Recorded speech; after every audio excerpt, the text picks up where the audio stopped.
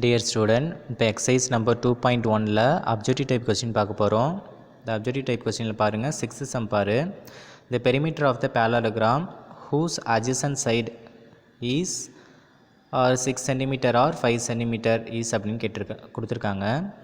இப்போ அவங்க என்ன சொல்லியிருக்காங்கன்னா ஒரு parallelogram இருக்குது. அந்த parallelogramல 2 adjacent side அப்படின்னா இது ஒரு சைடு இது ஒரு சைடு ஓகேவா.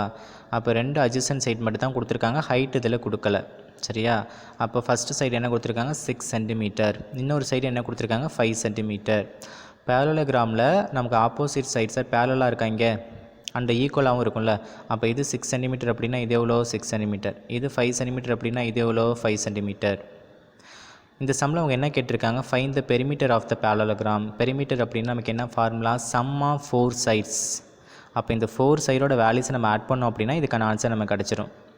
அப்போ 6 + 5 + 6 + 5 இது எல்லாத்தையும் நம்ம ஆட் பண்ணோம் அப்படின்னா நமக்கு என்ன கிடைக்கிது 22 சென்டிமீட்டர். இங்கே சென்டிமீட்டர் போட்டிருக்கோம், இங்கே யூனிட்ஸ் வந்து சென்டிமீட்டரில் கொடுத்துருக்கிறதுனால இதோட வேல்யூஸ் நமக்கு பெரிமீட்டர் நமக்கு என்ன கிடைக்கும் 22 சென்டிமீட்டர். அப்போ இது எது ஆன்சராக இருக்கும் இந்த 4th ஒன் 22 சென்டிமீட்டர் இதுதான் இதோட ஆன்சர். நெக்ஸ்ட்டு 7th சம் பாருங்கள். The area of the parallelogram whose base 10 meter and height 7 meter is.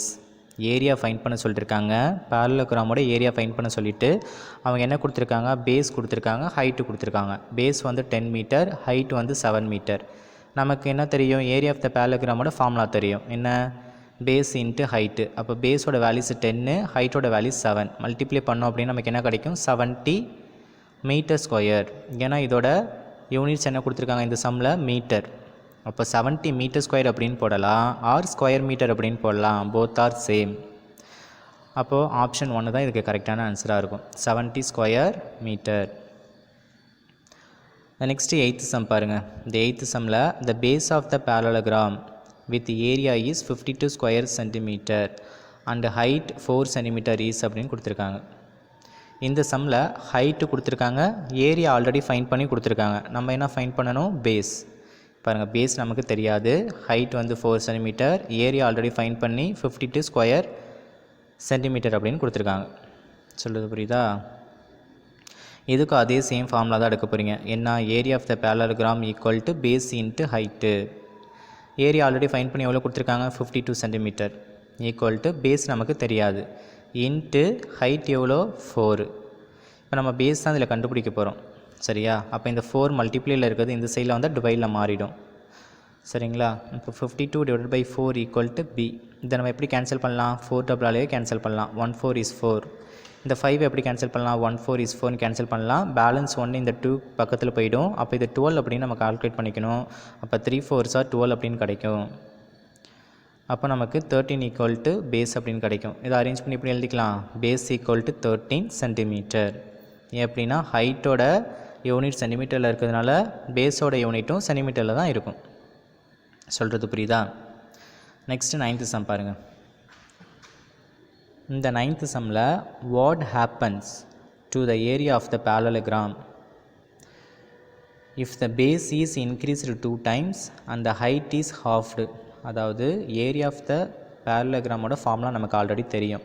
Area of the parallelogram equal to base into height square unit அப்படின்னு நமக்கு தெரியும் சரிங்களா. இதில் ஒரு சேஞ்சஸ் பண்ண சொல்கிறாங்க.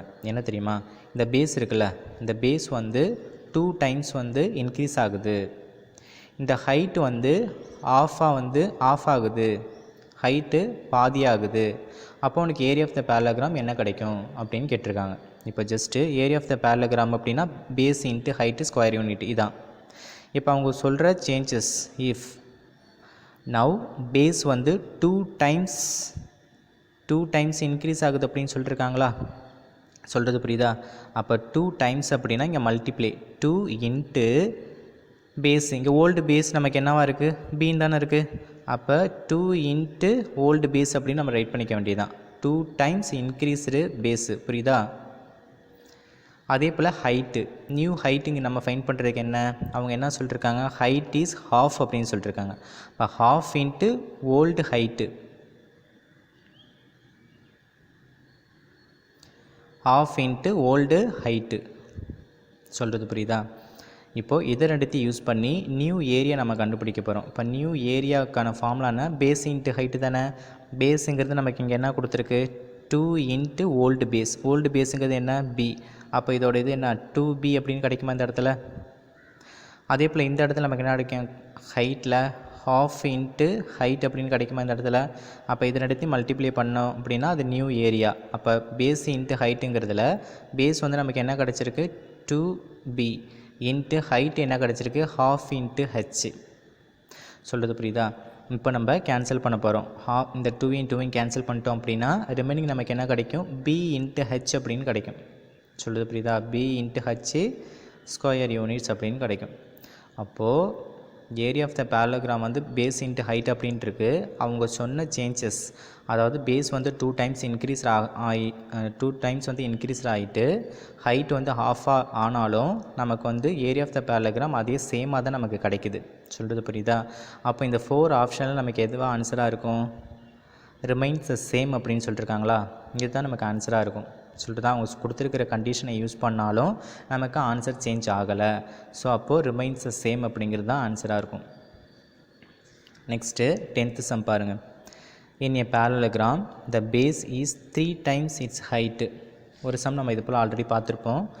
பாருங்கள், if the height is 8 centimetre then the area நம்ம ஃபைன் பண்ணணும். பேரலோகிராமோட ஏரியா ஃபைன் பண்ணோம் அப்படின்னு நமக்கு என்னென்னலாம் வேல்யூஸ் தெரிஞ்சிருக்கணும், பேஸும் ஹைட்டும் நமக்கு தெரிஞ்சிருக்கணும்.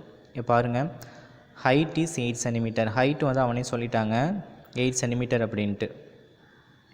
பட் ஆனால் பேஸ் அப்படிங்கிறது வந்து அவங்க சொல்லலை, சென்டென்ஸில் கொடுத்துருக்காங்க. அதாவது பேஸுங்கிறது base equal to 3 times its height. 3 times, இந்த இடத்துல டைம்ஸ் அப்படிங்கிறது மல்டிப்ளே. சொல்கிறது புரியுதா. இந்த இடத்துல டைம்ஸ் அப்படிங்கிறது மல்டிப்ளே. எத்தனை டைம்ஸ், 3 டைம்ஸ். அப்போ பேஸுங்கிறது நம்ம எப்படி கண்டுபிடிக்கணும், 3 டைம்ஸ். எதோட 3 டைம்ஸு, ஹைட்டை விட 3 டைம்ஸ். ஹைட்டை போல் 3 டைம்ஸு. இப்போ ஹைட்டோட வேல்யூஸ் இங்கே எவ்வளோ, 8. ஏன்னா இங்கே ஹைட்னு போட்டுக்கோ, அதுக்கு அடுத்த ஸ்டெப்பில் கூட நீ போட்டுக்கலாம். 3 டைம்ஸ் ஹைட்டு. இதை நம்ம எப்படி எழுதலாம், 3 இன்ட்டு 8. ஹைட்டோட வேல்யூஸ் 8. அப்போ நமக்கு என்ன கிடைக்கும், 8 3s are 24 அப்படின்னு கிடைக்குமா. அப்போ 24 சென்டிமீட்டர். இப்போ பேஸோட வேல்யூஸ் நமக்கு என்ன கண்டுபிடிச்சிருக்கோம், 24 சென்டிமீட்டர். ஹைட் ஆல்ரெடி 8 சென்டிமீட்டர் அப்படின்னே கொடுத்துருக்காங்க. இப்போ நம்ம ஈஸியாக நம்ம என்ன பண்ணலாம், ஏரியா கண்டுபிடிச்சிடலாம். Area of the parallelogram equal to base into height square units. இப்போ பாருங்கள், பேஸுங்கிறது எவ்வளோ கண்டுபிடிச்சோம், 24 இன்ட்டு ஹைட்டுங்கிறது எவ்வளோ, 8. இப்போ இது ரெண்டுத்தையும் மல்டிப்ளை பண்ணி பாருங்கள். 8 4s are 32. அப்போ இங்கே 2 கிடைக்கும். நெக்ஸ்ட் நமக்கு என்ன கிடைக்கும், பேலன்ஸு 3. அடுத்து 8 2s நமக்கு என்ன கிடைக்கும், 16. 16 + 3 நமக்கு என்னென்னு கிடைக்கும், 19. அப்போ நமக்கு என்ன ஆன்சர் கிடைக்கும், 24 இன்ட்டு 8 அப்படிங்கிறது 192 சென்டிமீட்டர் ஸ்கொயர் அப்படின்னு கிடைக்கும். சொல்கிறது புரியுதா. இப்போ 24 இன்ட்டு 8ஓட வேல்யூஸ் நமக்கு என்ன கிடைக்குது, 192 சென்டிமீட்டர் ஸ்கொயர். அதை வேறு எப்படி எழுதலாம், சென்டிமீட்டர் ஸ்கொயர் அப்படின்னாலும் 192 ஸ்கொயர் சென்டிமீட்டர் அப்படின்னாலும் சேம் அப்படின்னு சொல்லிட்டு இருக்கானா நமக்கு உங்களுக்கு. அப்போது 192 ஸ்கொயர் சென்டிமீட்டர் அப்படின்னு நம்ம சொல்லலாம். சொல்கிறது புரியுதா. இதோட உங்களுக்கு எக்ஸசைஸ் நம்பர் 2.1 ஃபினிஷ் ஆகிடுச்சு. நெக்ஸ்ட் கோச்சிங்கில் எக்ஸசைஸ் நம்பர் 2.2 பார்க்கலாம். ஓகேவா.